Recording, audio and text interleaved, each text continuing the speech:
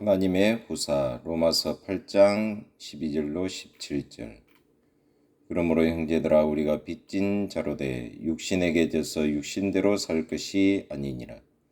너희가 육신대로 살면 반드시 죽을 것이로되 영으로서 몸의 행실을 죽이면 살리니 무릇 하나님의 영으로 인도함을 받는 그들은 곧 하나님의 아들이라. 너희는 다시 무서워하는 종의 영을 받지 아니하였고 양자의 영을 받았으므로 아바 아버지라 부르짖느니라. 성령이 친히 우리 영으로 더불어 우리가 하나님의 자녀인 것을 증거하시나니 자녀이면 또한 후사 곧 하나님의 후사요 그리스도와 함께한 후사니 우리가 그와 함께 영광을 받기 위하여 고난도 함께 받아야 될 것이니라. 이 부분은 믿는 자들은 하나님의 아들 혹은 하나님의 자녀라는 사상을 담고 있다. 바울은 여기에서 하나님의 자녀인 신분으로서 그리스도와 더불어 하나님의 유업을 상속받는 성도의 기쁨을 노래하고 있는 것이다. 하나님의 아들됨의 3단계, 양자됨의 의미, 양자됨의 근거 및 양자의 특성과 특권은 주제 강의에서 살피게 되므로 여기서는 이 문단의 문학적 구조와 표현 및 메시지만 간략하게 살펴보기로 하죠. 1. 문학적 구조와 표현상의 특징. 바울은 이곳에서 믿는 이들과 그리스도와의 관계, 그리고 성도들과 하나님과의 관계를 가족적 이미지를 통해서 매우 효과적으로 표현하고 있다.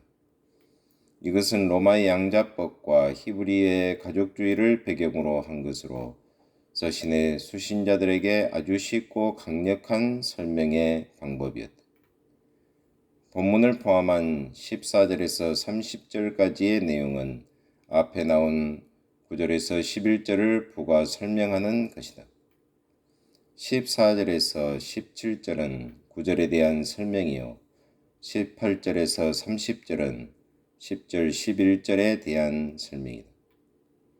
또한 15절에서 17절은 갈라디아서 4장 6, 7절과 평행구를 이루는데 이곳의 핵심 요소는 아바 아버지로서 하나님을 아바 아버지로 부르는 이 전통은 예수의 일생을 해고하는 초대교회에서 매우 의미심장한 것으로 받아들여졌다.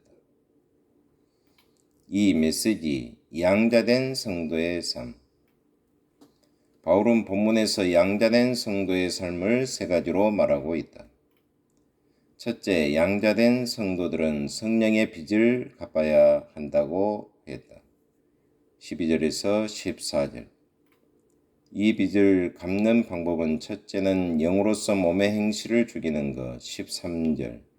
즉 육신의 소욕을 따르지 않고 성령의 소욕을 따라 거룩하게 살아야 하는 것이다. 둘째는 하나님의 영, 즉 성령의 인도함을 받는 것이다.